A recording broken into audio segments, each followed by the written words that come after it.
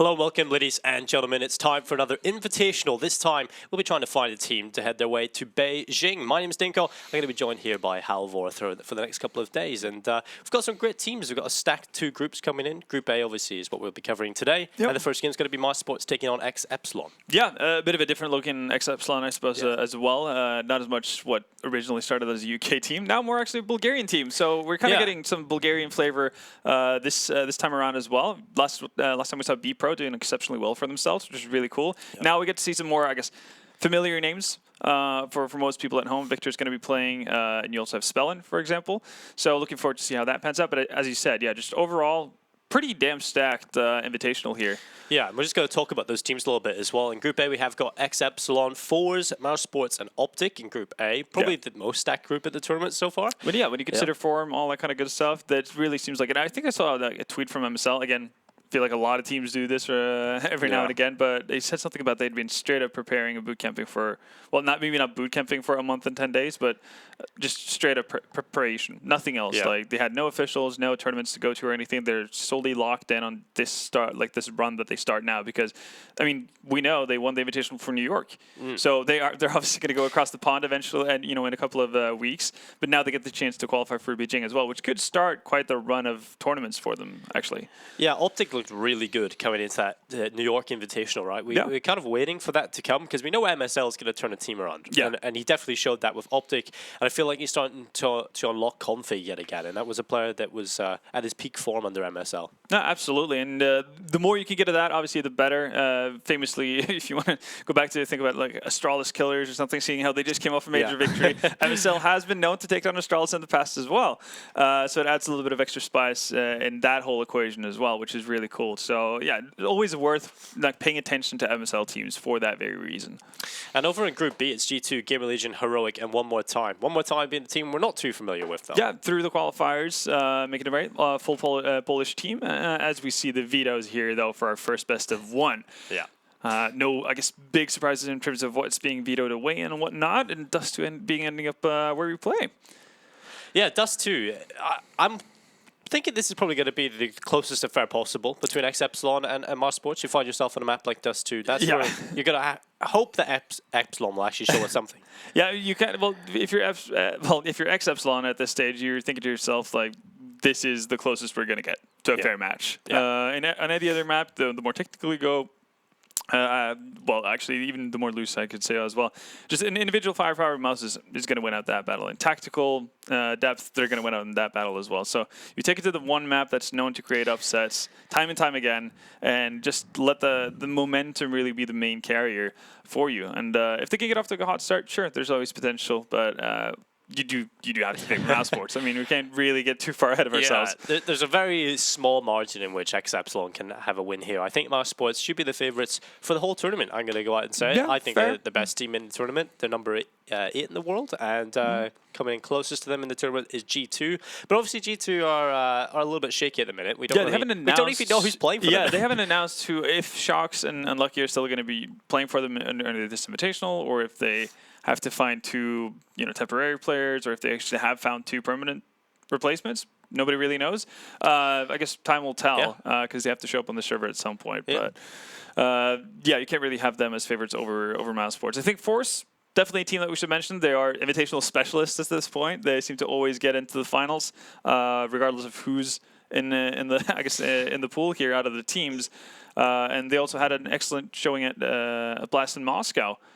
Just this last weekend. So I think they've been able to bounce back from the disappointment that I think they felt during the major. Now they're ready to kind of keep on trucking. Yeah, Fours have seen a lot of disappointment. They won the Chicago Invitational, didn't get the visas, and so Heroic went on instead of them. Optic obviously beat them in the final of the New York Invitational. And they barely lost to Liquid and Cologne finals off a disconnect as well. Yeah, so they haven't had a lot of things going their way.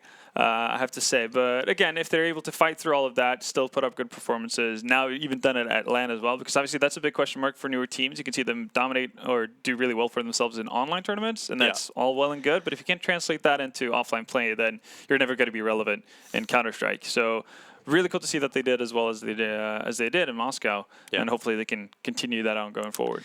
Yeah, well, let's bring it back to Mousesports, right? They started to play very well. I feel like they're starting to look like the team that we expected to be. I think they had a really good start as well, as it seems to be the case with a lot of Carrigan teams. Yeah. They straight away get the ball rolling and they just keep rolling, and then suddenly they're into just a snowball effect, and they're amazing teams. And you feel like at a certain point they do reach their limits, but at this point, this is where Mousesports are looking pretty strong. Oh, absolutely. Carrigan has this innate knack of figuring out how to best utilize players. So even if you don't necessarily have the system 100% in place, at least he knows where to set the framework of everything to where players can be comfortable, and he's happy to take that, I guess, not glorified role of having to dive in first or do the nitty-gritty to set up his teammates. And I think that is obviously something that a lot of players enjoy playing with. Like having a guy like that who's willing to literally, put himself down in the puddle so you can step over, across the road without getting dirty. That's ideal. That's what you want, especially if you're a star player. So I think that's what we're seeing, kind of an immediate effect of Carrigan in teams just in general. And I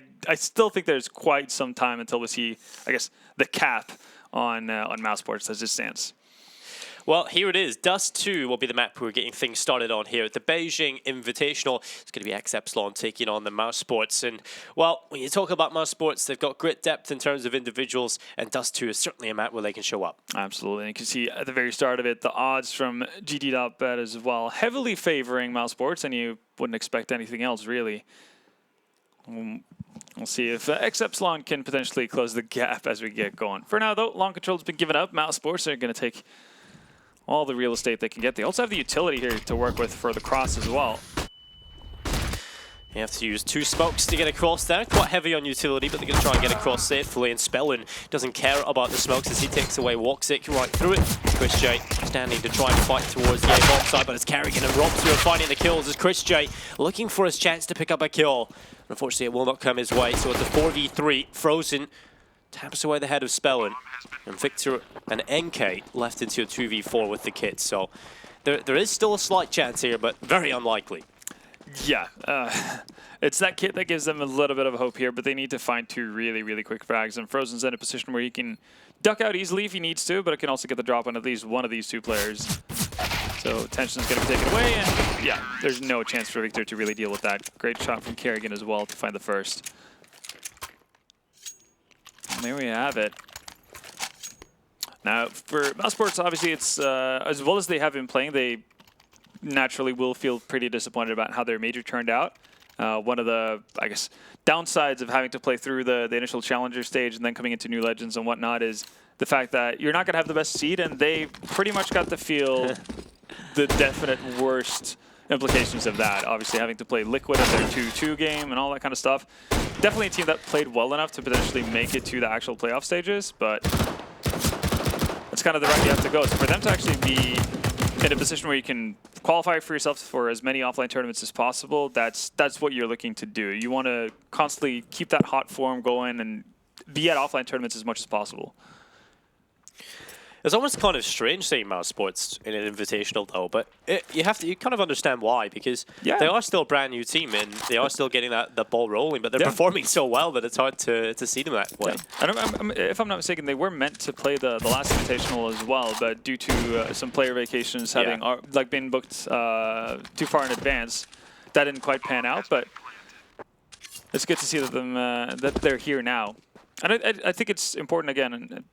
That teams, even of this caliber, go through this route to kind of kickstart everything for themselves instead of just waiting around and slowly moving up the ranks and then getting your due and then starting to get invites everywhere. Yeah, well, already getting a win at a DreamHack Open, which is generally the way these teams get started as well. We've seen Vitality do the same. And obviously, Vitality have went on to reach new heights. I feel kind of bad, though, for Mousesports during the major, because I had them in my pick'em. I had them to go through, and then they got Liquid in the 2-2 bracket. I mean, if you look at the run they had, they played FaZe in the first one. In the first round, which is, and in that match, even though FaZe ended up going out 1-3, they played really well in that first map. To the point where a lot of people actually started to believe that FaZe might have something going for themselves. That weren't to be the case, but at least they peaked versus Mousesports, which is not ideal for Mouse. And then the follow-up games that they lost was versus Vitality and Liquid. That's not an easy bracket. Not at all. I mean, you have teams. I have to say, Vanguard, yes, that when they got to the champion stage, that's where they looked solid. But they did have a pretty easier run, I would say, than Mousesports going through. Yeah, no, they definitely did. Yeah, as you said, I thought Avangard would be a potential for an 0-3 with how they played. I put in the them as initial 0-3. Yeah, and I think that's completely fair with how they were playing. And then stars aligned, things happened, cosmic interference, something. And then suddenly they're a great team. Yeah. Wow, that's not a great nade though from Rops. Yeah. Didn't take damage at least. It has been a very slow round though. Mousesports just taking control of middle. Smoke is on towards CT cross. Follow-up comes in as well. Frozen takes the first kill. Kerrigan starts to put pressure up towards the B ramp, trying to get a kill on towards Victor. He finally gets it, and Spellin into the rock in a hard place. Gets his head torn off. Mousesports dismantling the defense of Epsilon here. Ex-Epsilon. It's also one of the rough parts as well. You can't really commit to fighting for mid control as much either.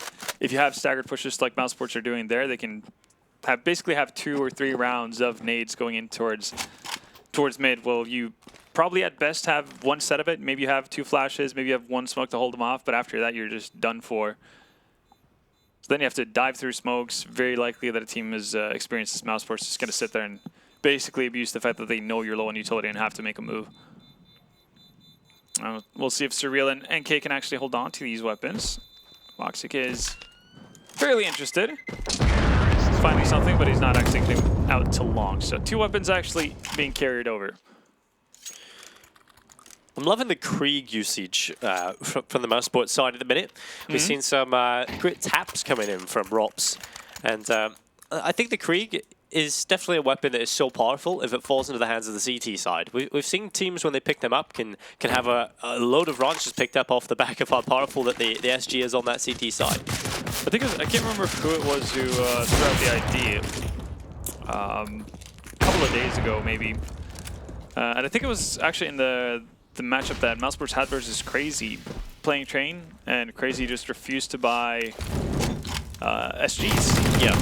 And I think that was, or somebody aired the idea that that might be because they don't feel comfortable about the idea of someone on Mousesports actually being able to pick up a SG for their CD side. Especially on Train as well. Yeah. It's literally perfect for it. You have these vertical angles, very linear, but Chris J, he will take away Crucial. And advantage is on that T side.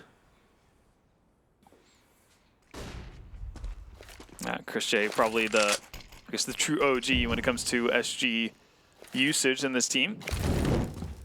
He's always had an affinity for scoped rifles, even after he stopped being a main AWPer.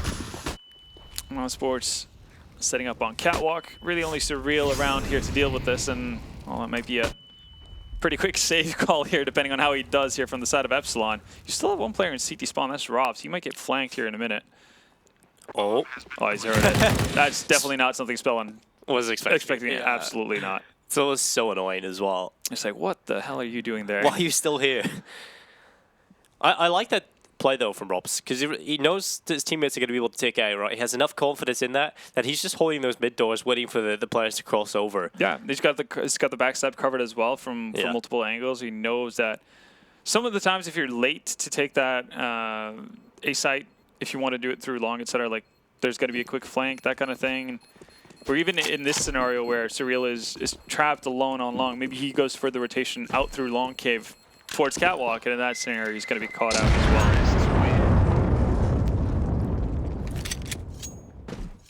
So far so good for Mousesports though, and as you said, kind of have to be regarded as favorites for this invitational.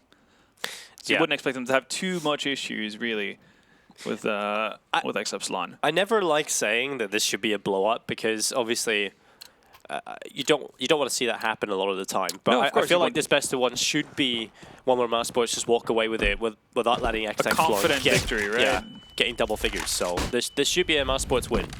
Pretty comfortably, and they're certainly looking comfortable at the minute. Finally, ex-Epsilon have a buy to play with, and it will be Spellin who will take away Kerrigan. Nades and Smokes coming on in towards Voxic's position. So he'll have to fall away and take a more passive stance. And Mousesports being held off at the minute. So, this is just going to be a contact play. You can see they've set up with the utility as well. Oh, they're actually going to boost over. Oh, I think Victor was just a little bit late to spot that. Oh, that's great handling from Rops. 2 frags and the B-bomb site is open. And even though there are only 2 there right now, it's such a hard site to actually retake. Epsilon, yeah, they might not even attempt for this, and they still have Chris J in the back to deal with. This could be the end for ex-Epsilon in this 3v3 with Chris J in behind them. We'll see how patient he is. He's going to drop down, op out, and that probably sends Surreal and NK up towards spawn. There's no real reason for them to attempt this. Well, they want to try and keep Mousesports inside of the B-bomb site as long as possible. When there's flashbangs, Surreal will post up outside of the tunnels. Yeah. Mousesports realize, though, there's no reason for them to actually rotate out from the bomb site through Upper Dark, with Chris having cleared out spawn. So there we go. Pretty clean, all things considered, for Mousesports. I really like the approach. Again, you see the close smoke being thrown out, then the forward tower. A lot of times when you see teams like G2, for example, play Dust 2, they will do the pop flashes inside the smoke and run with it. Yeah. But, yeah, right now we're seeing Mousesports doing it a little bit differently, and it worked out pretty nicely with with the timing of Victor just peering behind the boxes or going behind the boxes instead of peering out. Robs is yet to die. He's got 7 kills and he hasn't died yet. So a great start coming in from Robs, and that's exactly what you want to have if you're Mousesports.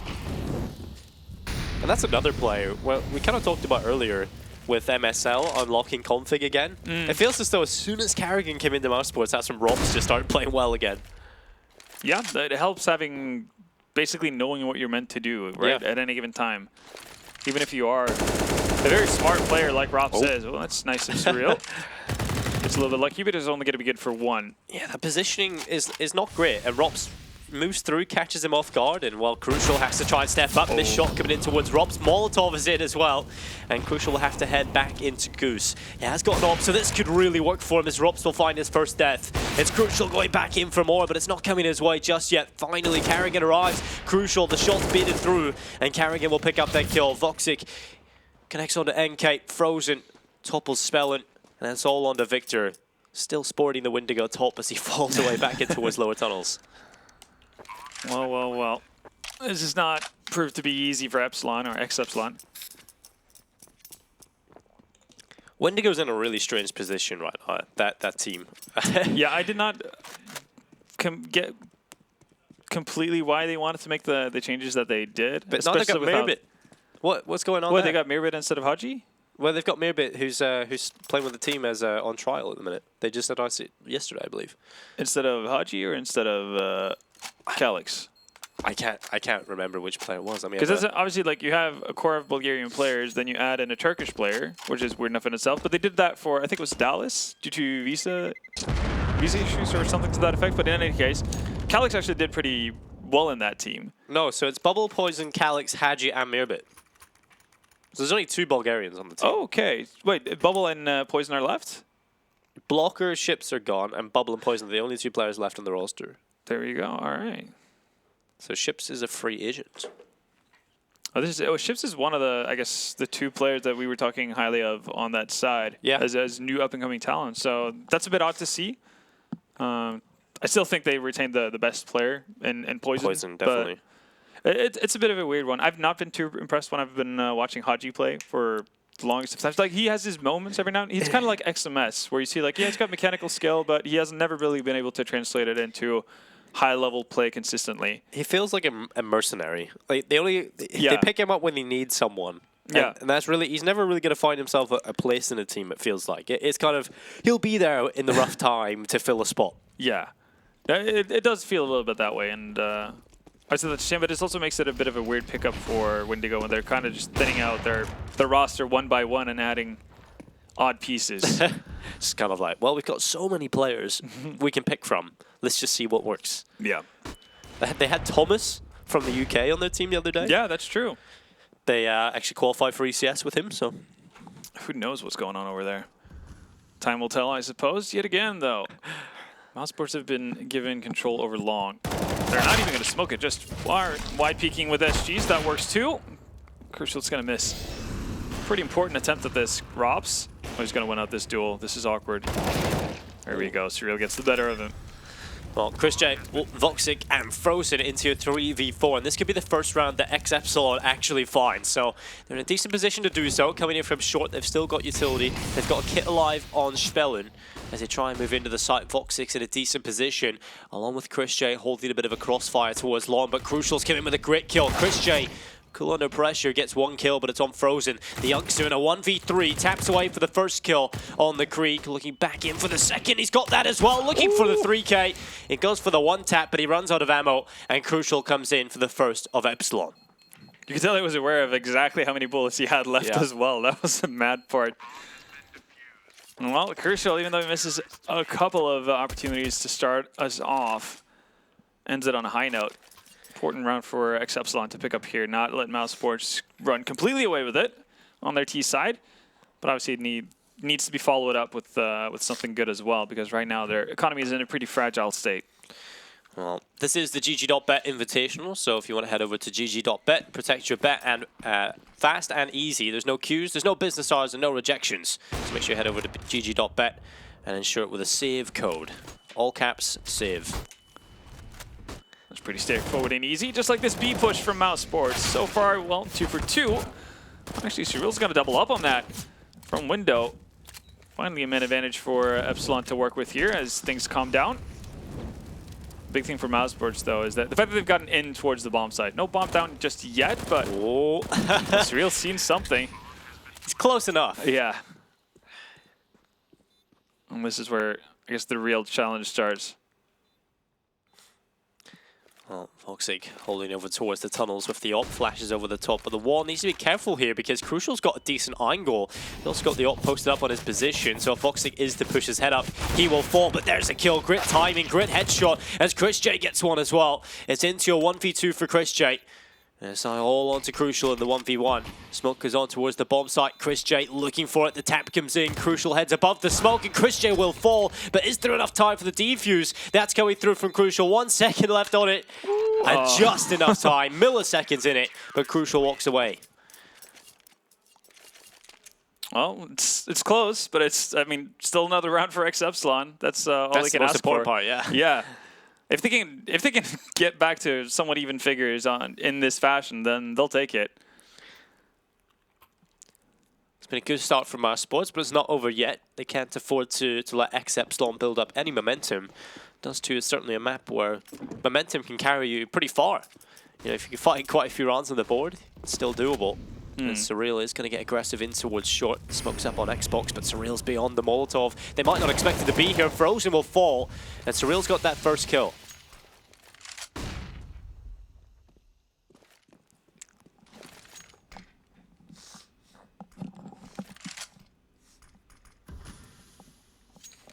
It's important for Epsilon to get these early openings as well, because they definitely don't have the better buy out of the two teams. And, well, so I guess so much for that man advantage we were talking about. Gone. Because really, with Epsilon winning, or ex-Epsilon winning these rounds just barely both times, means that they can't really reinvest properly. Mousesports know that as well.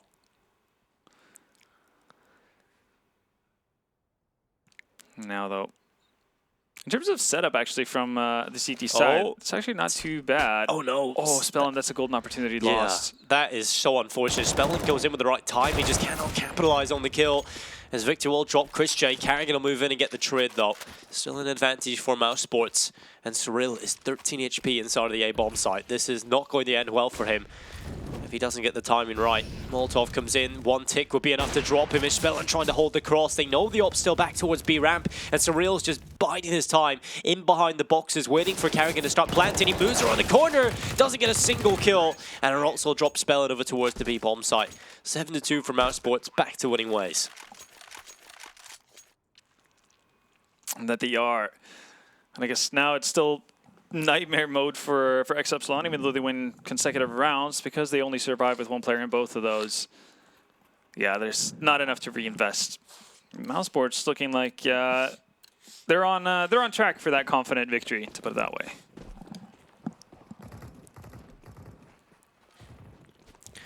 Well, it's going to be a long stack from the CT side, and we'll see what it can find. Voxic Might just be on the receiving end of a lot of pistols. He's going to be holding the angle. Good flashbang coming over the top, and carrying will get one, but Nenke. And of course, Surreal picking up a few on the pistols. Voxic needs to be careful he doesn't get overrun here. He's got the P250 on. He's taking some damage on board, but he's doing damage. Spellin dropped the 2 HP. Voxic realizes he might just have to back off. Leave this one away. He takes away a kill on the NK, and Spellin barely alive on 2 HP. Mousesports will want to play this one slow to get their player back into the server. Well, for now, though, still holding things off, even if Frozen has taken a bit of a leave. And obviously very unlikely for Spellin to be able to do a whole lot in this circumstance. Just going to try to hold on to the weapon, but at 2 HP, that might be a bit of an issue. And you can tell that Mousesports, they are slowly circling around his position as well. Voxic has him covered off if he ever were to walk out of cave. And then there's Robs on top of the A-bomb site.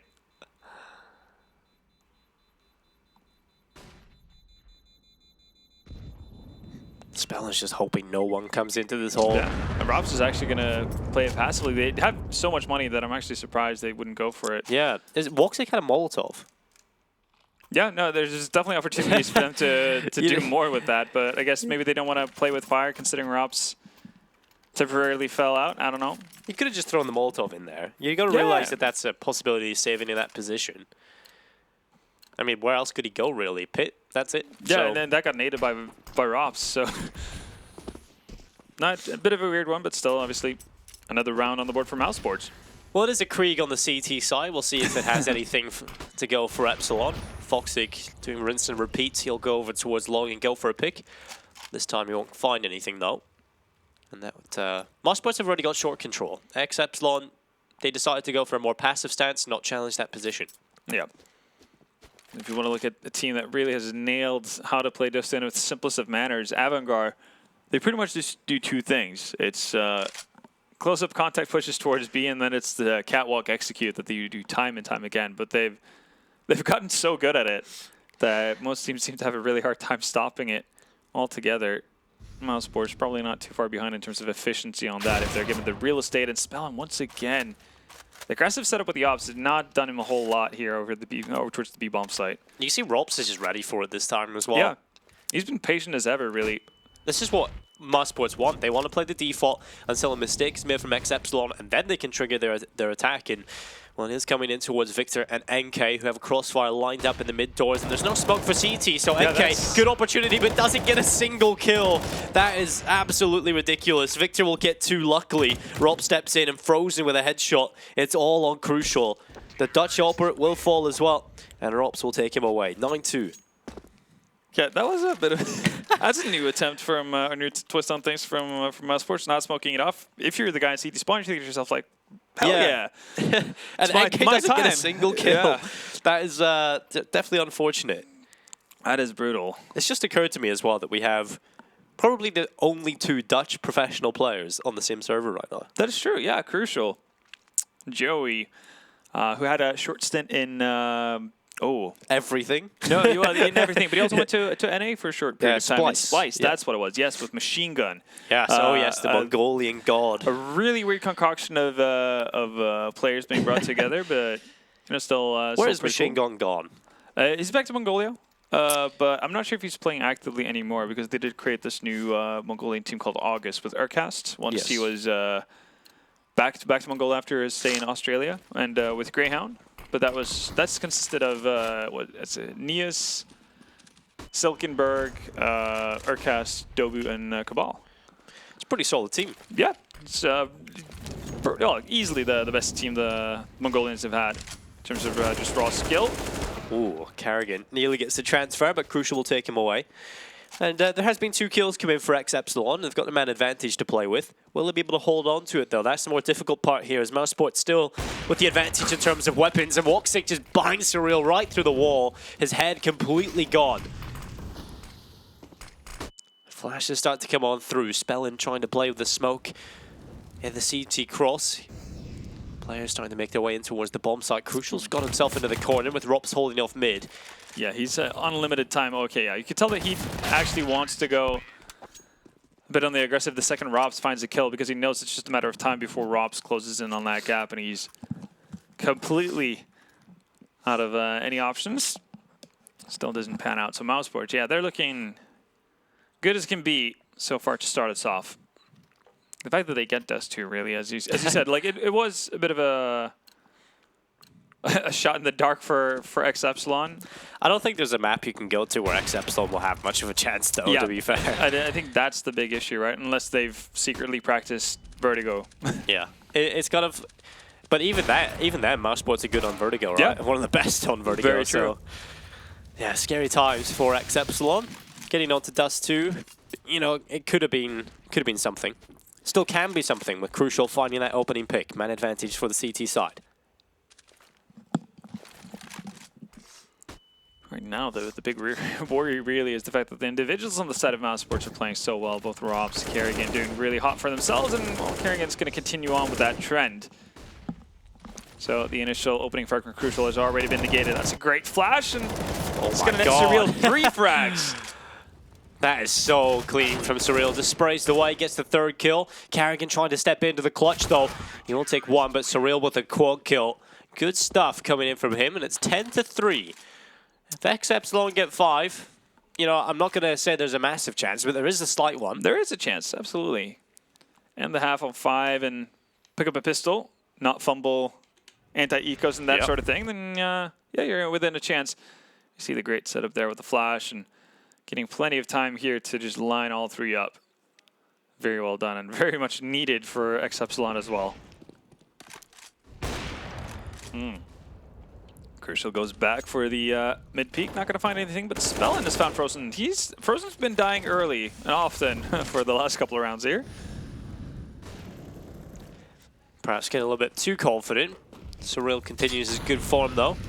With another frag coming his way. It's into a man advantage for the CT side. As ex-Epsilon want to try and hold on to it.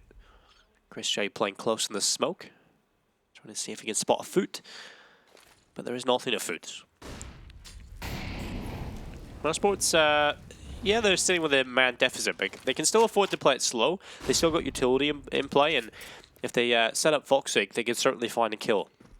Yeah, and the biggest issue for the CTs right now is, well, that's one thing. Spellin was about to use the one smoke that they had, and well, just like that, that's the entire A bomb side. Now you favor Mousesports heavily. Yep, definitely. It's 2 freebies. Yep, just waiting, and the patience pays off. Chris J with 2 kills. As easy as they'll come as well, no real challenge.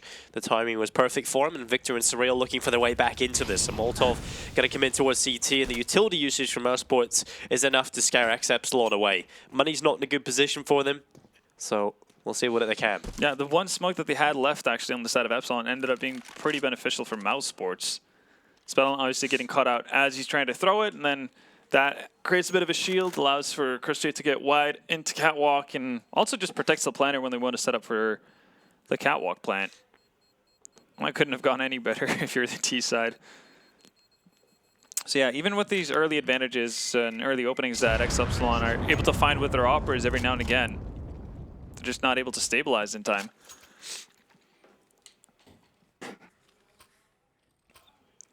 We'll take a look at the scoreboard. NK certainly having a quiet showing, with Kerrigan having the opposite, 16 and 8. Yeah, just throwing himself into the action. It was Rob's topping the scoreboard, but he's been a little bit more passive, a little bit more of a lone wolf towards the B-bomb site in middle. Oof. Kerrigan throwing himself into the action as Voxic is going to connect the shots through the mid doors, doing significant damage on towards Victor, and it is 11-3. Could be 12-3 if Mousesports can capitalize on that early damage. Yeah. Well, as you said, yeah, Robs hasn't been the most progressive player so far in this matchup so far, but that comes off of the fact that the role he has on his team within Duster, as you can see, he's held off all kinds of flanks and kind of lurking about for the majority of the part of it, unless they're actually being aggressive towards the B-bomb side. Then he and Frozen will lead the charge. Oh, Voxic spotted something. Actually surprised he doesn't connect with that. Feels like they're very much just, we'll do our thing, we'll get the position towards short. Voxic, you can do whatever you want. Just try and find a kill, and they're leaving him to do that. I feel like eventually, with Spellin taking all these shots, Voxic is just going to blast off a shot through the door that hits NK. Because NK has just had one of those games. Yeah, where he's not just a whole lot of not a whole lot is going his way. Famas coming in though, 2 kills for NK. But that's just the turnaround that he needs. The 3rd kill is there, and it's the caster's curse coming right through. In this case, it's a blessing, right? Yeah. Netted him 3 frags. Caster's curse from Mousesports. Oh, there he eventually dies through the wall. So we get it all. The full spiel. Oh, but Surreal coming in with a perfect flank. Spellin actually gets Rops there with Surreal taking down Voxic. It is going to be an 11-4 half for Mousesports. Ex-Epsilon not done yet. Still a very, very slight chance as they move on to the T side. But I feel like it almost has to be perfect. It really does, and it's hard to really play perfect Counter-Strike when you go up against a team as good as Mousesports. Yep. That's really what it comes down to. So as nice it is of an ending for NK as well, it's a confidence booster for sure. But the sad thing is that incredible play only gets him up to 5 kills for the entire half. That is kind of... we were mentioning it, the fact that he hasn't had the greatest of times. I mean, one of the mid pushes from Mousesports comes to mind where they decided not to smoke off CT spawn, right? Yep. He just completely whiffs all of his bullets. Everyone has a game like that at some point. Oh, absolutely. Just never good to have against a team like Mousesports. 14.22 for ex-Epsilon. Well, that's one of the more dominant odds lines we've seen in quite a while. I haven't seen that since Team Liquid were in the Cologne Invitational. Oh, yeah, that's true. Yeah, they pretty much had it against everyone. Yeah. Like, even when Force were winning maps against them, they were still like, they were still just double figures all day. Which, to be fair, best team in the world at the time, all that good jazz, just being on a insanely dominant run. Can't really argue with the numbers on that one. Well, Voxic is going to be here with a P2000, and he will take a kill on towards Victor. Man advantage on the CT side. Going back for more as well. Yeah, he's hungry. So am I, but Voxic looking for it. He's going to be trying to take away Surreal. He'll push on in towards the long doors, and a great one-tap coming in. Very clean indeed. Is he going to stop, though? No, he's not. Nope, of course not. Just keep going. 11-4 up. Just like, why not? When in Rome. What's the worst that can happen? Well, yeah. I'm curious if NK is actually going to, be heard making that noise running up, and that's going to prompt Voxic to go for a quick flank. Frozen chimes in as well from behind the car. Or from slope, I should say. Kerrigan was the one by car, and he's down. Well, so they've gotten up on the side, but they haven't really gotten all the real estate they need, and, well, there's the flank. Voxic has made his way all the way around, and Chris J has made his entrance from the B-bomb side over towards 8. And a rather convincing pistol round going the way of Mousesports. So that little faint hope that you had for ex-Epsilon, probably gone by now. Yeah, it's definitely gone. I think when you have plays like this where Voxic's just pushing in towards long, and literally goes in to one of the most dangerous positions to push on the CT side, and just walks away with 2 kills. Yeah. Definitely at least he has the right eye peek. Yep. He does have that going for him. Yep. There's no shadow advantage, luckily there. Speaking of advantages and speaking of pushing places, Chris J and Voxic. Ooh. Exploring territory behind enemy lines, and Chris is going to be wildly successful with that. 3 frags so far. I think he might even spotted NK. Not that it matters because, well, Mousesports are all over the map. This is just not fair. This is bully Counter-Strike right now. This is just push everything and just find success. Surreal is going to pull the Krieg out though. We have got ex-Epsilon on a bye. This has to be the win here. Otherwise, I got to go out and say it's just going to be over. I'm going out on a limb here. Yeah, it's not much of a limb, is it? Yeah. No, it really feels like Mousesports has this under control. We'll see if they maintain, I guess, that same kind of aggression when they know they're going up against a bye. Should be reasonable if Mousesports to at least expect it coming in from Epsilon, considering the situation. I do say that, though. Oh, okay, Voxic finally gets punished. Kerrigan with a very optimistic run into Cave with an MP5, not going to net him any good. Just like that. 5 seconds pass, and 3 Mousesports players die, and you can see already I don't think there's any real intention for Ops and Frozen to be super aggressive here in terms of attempting a retake and winning out the round. They more or less want to look for guns that they can find. Yeah. They have 2 MP9s, so nice to kind of shift that out going into the next one, because they will have enough money to buy up to try to punish this from Epsilon. Yeah, it's a bit of a slap in the wrist here for Mousesports. You can't be just pushing everything. Yeah. You're going to have to respect this a little bit. Got to earn it.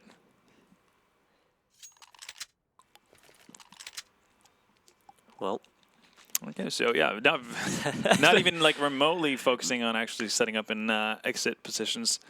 So yeah, probably. Well, they could obviously hold on to these weapons depending on who needs what. Voxic and Kerrigan are the ones with low money. One of these players might just. I'll see. It's about to say dropping up. Chris might. Well, he's the only one who can potentially do that. So we'll see if that's actually going to be the case or not. If Raps had gone for a frag, well, if any of them had gotten a frag and survived, they would have had enough money to drop it off for Voxic. But it's going to be Chris to do it. Yep. All things considered, a pretty healthy buy for Mousesports. I miss seeing Chris Chen on the op. Yeah, it happens every now and again. Yeah. Not too often though. It's kind of like you'll get a little bit of action, but he is such an incredible player with it as well, and that's something that Mousesports have is the availability of the double op setup. Yeah, I mean, you could even go triple op. It's not like Kerrigan is a poor opper by any means either. If you want to go back to TSM, Astralis days, etc., definitely been used as, well, at times main opper, then eventually secondary opper. Even picked it up a few times in FaZe Clan as well. That's true. So definitely not afraid to pick it up or unaccustomed to it. We have a bit of a match medic situation. Not really sure what the cause of it was, but doesn't seem like anyone dropped out or anything to that effect. So it shouldn't take too long for us to get going again. Where would we be without match medic? Oh god, I remember the early days before that was the thing. That's a nightmare when you, especially when you need to. So CS players are very good at CS. There are a couple of things that are very, very bad at. Just in general, one thing is interviews.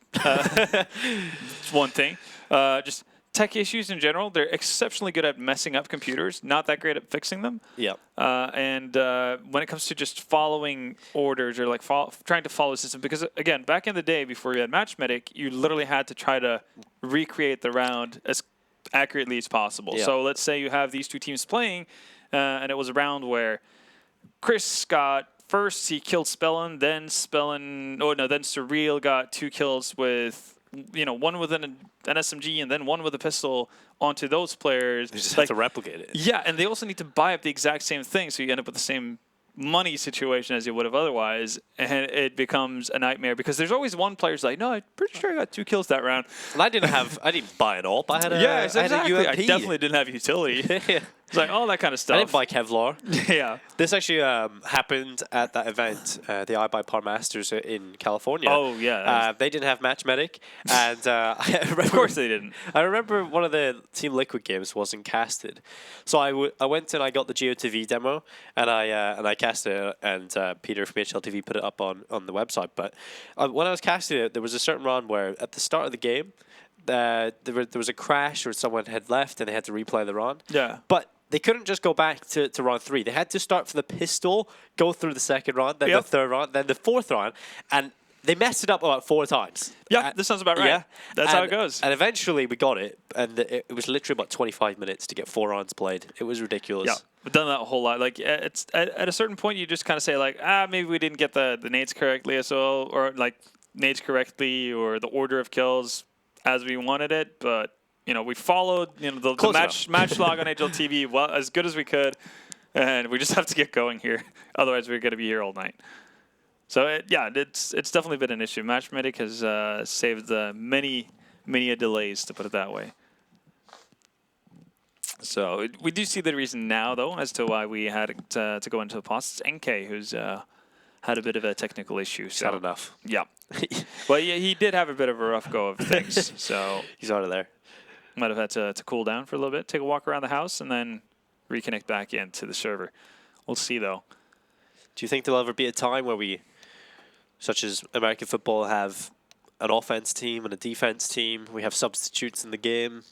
I think, if anything, substitutes would be it, but there's always, like, and this is the thing, I don't think players in general will ever get past this mentality as well, because, again, everyone's hyper-competitive. Who plays at the top level of Counter-Strike. So if you're good enough to be Liquid or Astralis 6th man, you can be the best man. Yeah, exactly. Why wouldn't you be on a team where you could play actively and potentially win tournaments and potentially eventually just get a full spot in Astralis that way because you've beaten them so many times, or Liquid, or what have you. It's kind of really relies on like younger players who maybe haven't proven themselves yet, but let him be the sort of substitute for a team. And then again, like then you have the issue if you think, look at what teams do in football, right? You might buy a player when he's 15, 16 years old, or you have him through your academy, but you don't throw him into, the starting 11 right off the bat, almost regardless of how good they are. You send them out on a loan for a year or things to that effect. But we don't really have that in place in Counter-Strike, and it's hard to make that work, right? Because they tried with the academy teams a little bit. Yeah, I think that was always like a doomed project. I felt like such a gimmicky thing. And even if you talk about loans, it's like what team wants to, let's say, do a long-term loan of 6 months with a player? If they have massive success off of that, right, because of this player, then obviously the team that initially retains the rights to him, they want him back because, well, he's a damn good player now. And the team that's loaned him, they're like, well, we kind of want him too because he's made our team that much better. So I don't really see a way where that works out too well.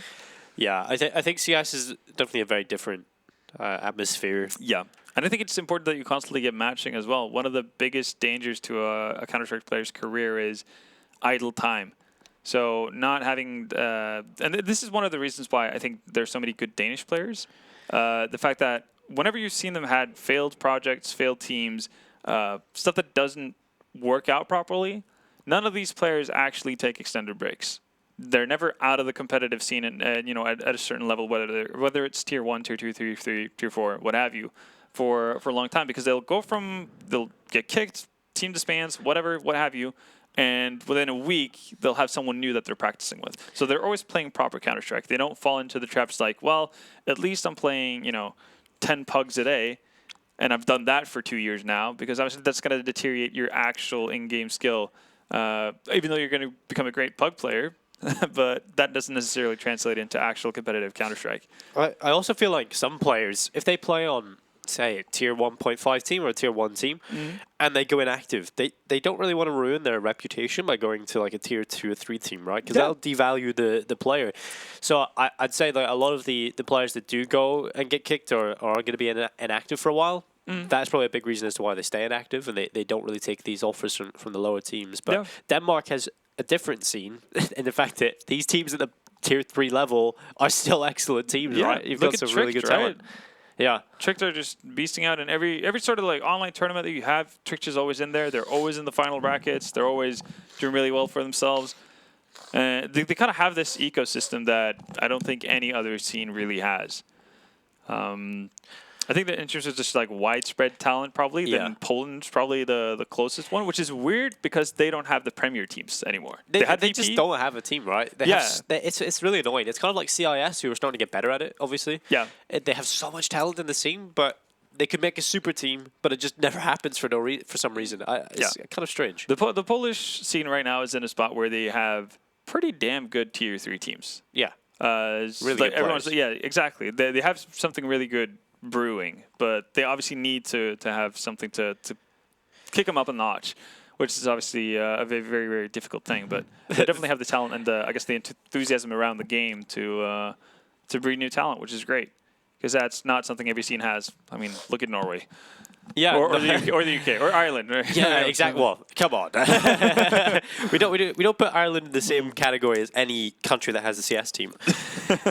I was casting the Unicorns of Love the other day. Oh, that must have been interesting. Oh yes, one of these Norwegian players. Oh yeah, Urge. No. Yeah. What is his name? I've forgotten his name. Are you talking about the guy that Unicorns of Love play with? Yeah, that's Urge, because he doesn't exist. Yeah, okay, yeah, that's the guy. Okay, yeah. Urge, Olav Langeland, he was or something like that. He was playing under a different alias when I was casting. Okay. So, he just popped off. Yeah, which is really good when you don't exist. Like, it's just pretty damn impressive. Doesn't exist at all. It is a bit of a weird one, because that is a player who apparently is from Norway. Nobody from Norway has ever heard of. Nobody from Norway has ever played with him. Is it you, Halvor? Is it? Yeah, no, I've been doing some freelance playing, like here and there. Batman. Yeah, it's a weird one. And that's always like a massive red flag. Yeah. Unless there's like some really unique story behind it where, I don't know, dad worked in the army, stationed in Germany, born and raised, but has a Norwegian passport. Therefore, he considers himself Norwegian. type of thing, even though he's lived in Germany his entire life. But even then, he still came into Unicorns of Love rather like out of the blue. So. Yeah. That was an interesting game. Yeah, absolutely. I can imagine a lot of the games they played have been intriguing to watch. They got a fair bit of backlash around them as well. I think they dropped out in the middle of that qualifier, didn't they, as well? Yeah, they were playing crazy and they lost straight away. So. Okay, yeah. I thought it was a forfeit loss. I think they lost to Crazy 16-14 on the first map, and then it was like a 16-8 on the second map, and a best of 3. I think in the qualifier to get to the close qualifier, perhaps there could have been something there, but then maybe. Or maybe I saw them play like I can't remember what map it was. There was definitely another tournament they were playing in. Yeah, and they had one of these as well where they played. I think it was Gamer Legion. Yeah, that was. I know what you want. No, that was Farside, the Swedish bunch of I guess not too credited players, I guess. Yeah, not too reputable. Yeah, not too reputable. That's what I was looking for. Yeah. We get to read some chat. Ooh, there you go. Let's see. Well, stuff is happening. Well, stuff was happening, I suppose. Yes. But yeah, no, I think in that scenario, I was like, everybody was expecting. I was like, oh yeah, no, that's because they're dodgy online. They're gonna smash Gamer Legion. Then they lost 16-1. So that ended the entire story. You always have those teams that you look at online and they're so good, and you just can't wait until they prove it on LAN, and then they go to LAN, and either they do prove it, and everyone shuts up, or they do absolutely terribly at LAN, and that's where the rumors sort of escalate even further. Yeah. And that's also usually when that team or those players in question kind of just peter away. Yeah, it's like, we're gonna just back away. Yeah, it's a Homer Simpson gif, back into the bush. Yeah, that's how it feels like. And then then you as you said, you have the other stories like Force, for example, who've been able to prove it on LAN after continuously rising and proving their way up in the ranks online as well. Yeah, we have got a little bit of a technical difficulty, and I'm not exactly sure what was just said in my ear, but I think he's at break. Yeah, but we are going to set up for a break, and we'll come back when AK has sorted out technical issues. So until then, we'll see you in a bit. Charge up your game with excitement. Highest odds on the market.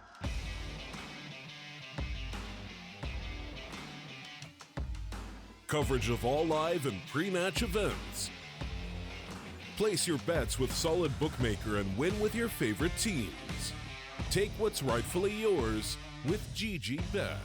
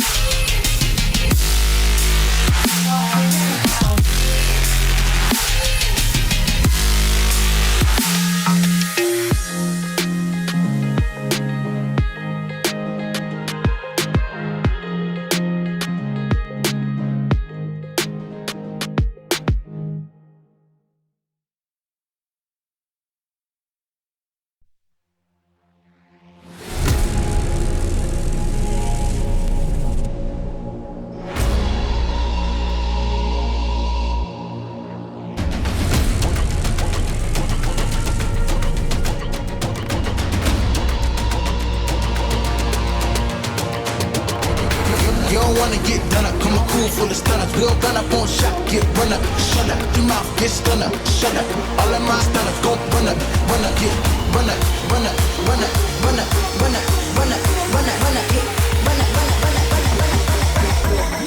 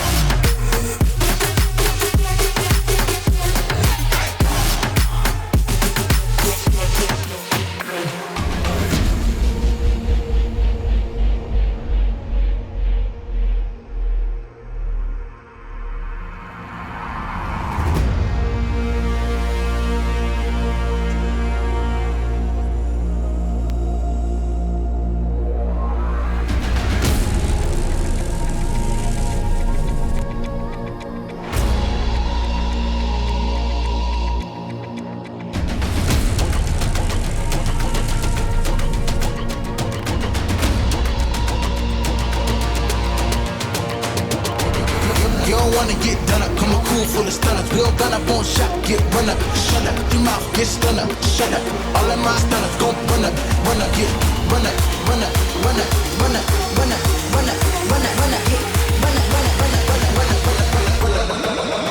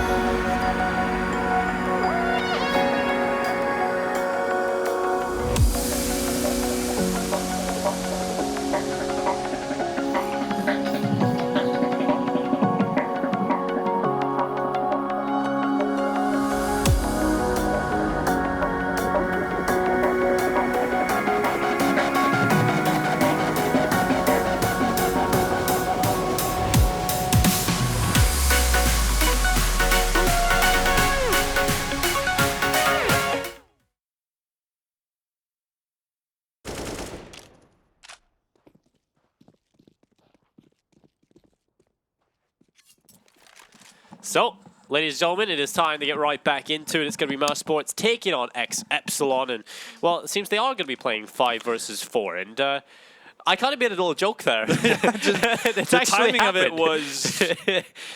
Maybe they were listening to me. That's what it was. Yeah, I mean, that might be. And again, we were talking about how this was already, even 5 versus 5, a pretty uphill battle to deal with. But... yeah, maybe they just came to terms with it. Maybe they also got the notice that NK has such a severe technical issue that he's not going to be able to make it back. Yeah. That could just be it. That's probably the more likely outcome, we'll say. It is going to be the B execute, though, coming right in from Epsilon. They have pulled it into a doable position, though. 2 versus 3. And if I'm Mousesports at this point, you start every single round with a man advantage. This is where you're just going to be an absolute bully. Just push everything. Oh, yeah. Take that advantage and use it. Absolutely. Well, they're going to be trying to hold on to the B-bomb site as Mousesports looking for their retake. 3 players coming in for the same position. They'll have to try and get their way in towards the site as Victor hiding behind the boxes. Spellin taking damage. 1 kill from Victor, but he's traded back by Chris J. And Frozen will put an end to Spellin. It's 14-5, and Mousesports are 2 away from victory. And that they are. And well, there will be money on the side of ex-Epsilon. And again, so it's going to be that caveat of having to play with a man down to start you off. Mousesports.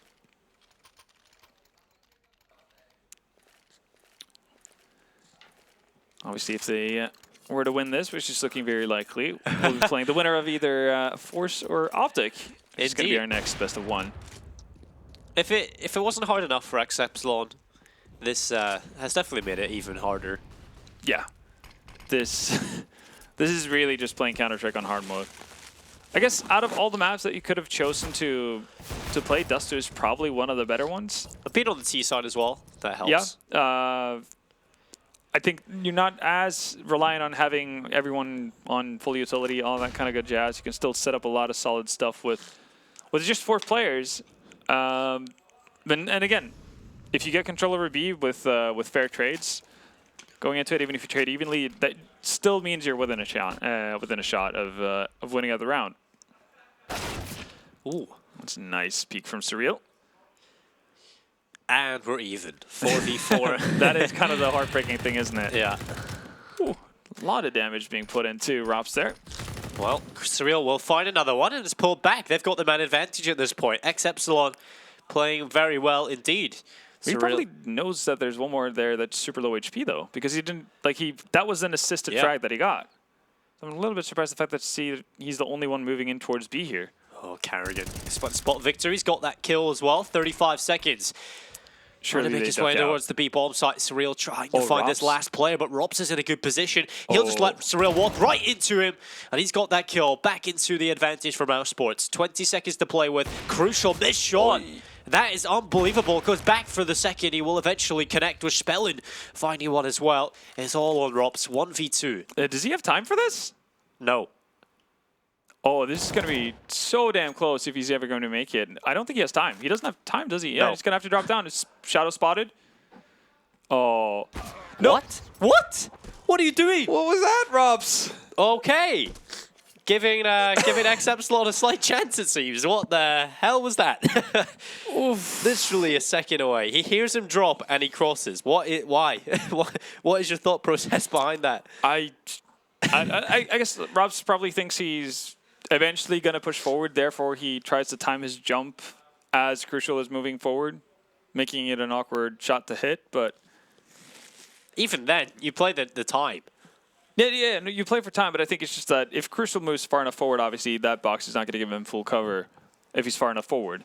And I think that's what plays into Robs' mind when he starts to jump out. It's just it looks really awkward because it's not a very strong strafe jump either. So he's not moving a whole lot to the side because he goes backwards as well. So he's kind of just moving in a straight line away from Crucial. It looked very weird. I don't know. Maybe you're better off just trying to go for a random jump in towards the boxes and hope that you get leg shot or something to that effect. In any case, Epsilon get around. I might somehow. Yeah. And because of that round win, they're going to probably find themselves a few more as Mousesports, their money's in the bin.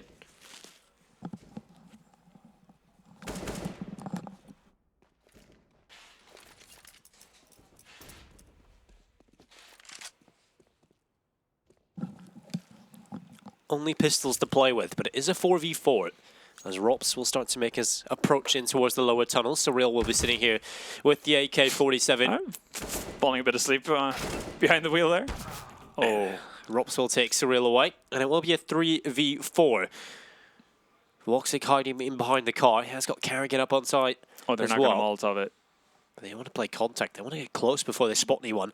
Woxic only has a P2000, so I don't even see a world in which he gets one here. Maybe he dinks one player, but letting the run on by, this is going to be the best play, and they walk right into him. Spellin doesn't see him, and Woxic gets 2 kills. That is ridiculous. It's Crucial barely wins it, and Rops gets caught there in the open.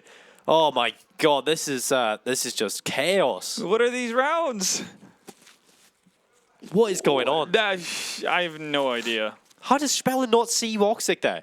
He's on the car, literally beside him. Oh. That is, yeah, that is, that is something. Well, ex-Epsilon, they're on 7 at the minute, and they have a good chance to try and get some more here, as the buy again is pretty lackluster from Mousesports, although they will start with the man advantage. Hasn't really reaped too many rewards recently, though, which is kind of strange. Yeah. We'll see, though.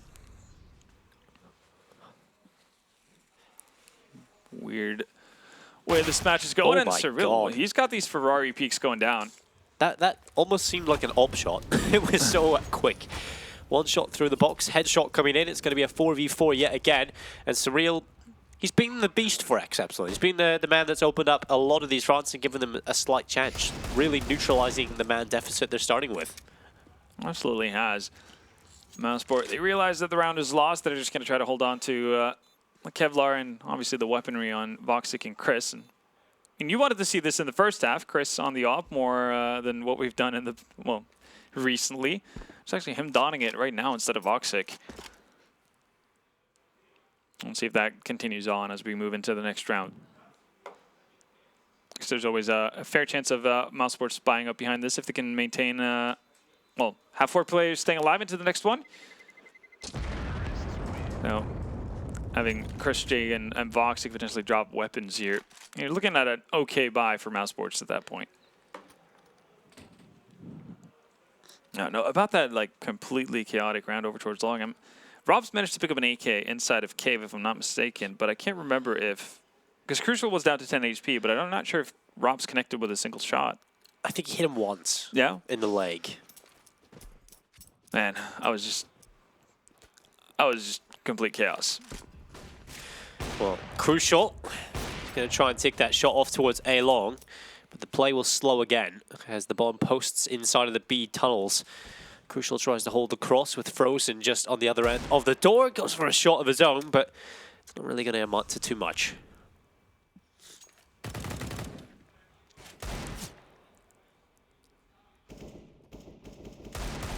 Oh, Kerrigan misses the opportunity to get the drop on Surreal, but makes the best of it in the end, and not too much real estate gained either. Kerrigan's got to follow up with a second one. That's Spellin down.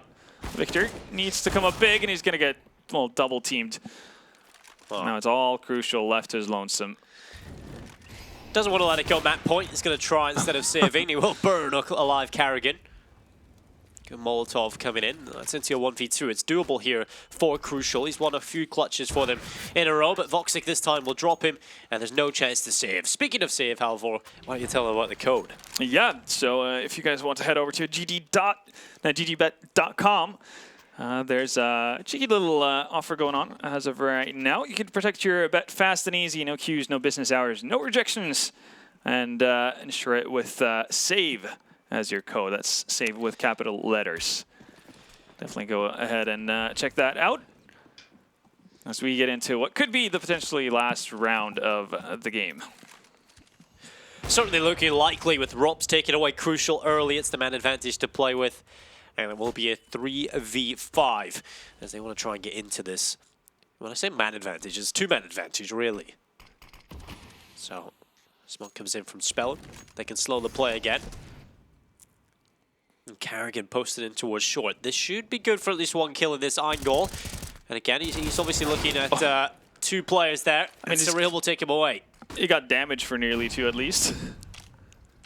Yeah, he basically got a kill in terms of damage done, but he spread it across 2 players. It wasn't, it wasn't quite enough.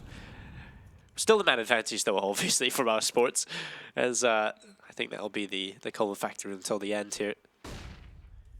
And Chris J will take away Surreal.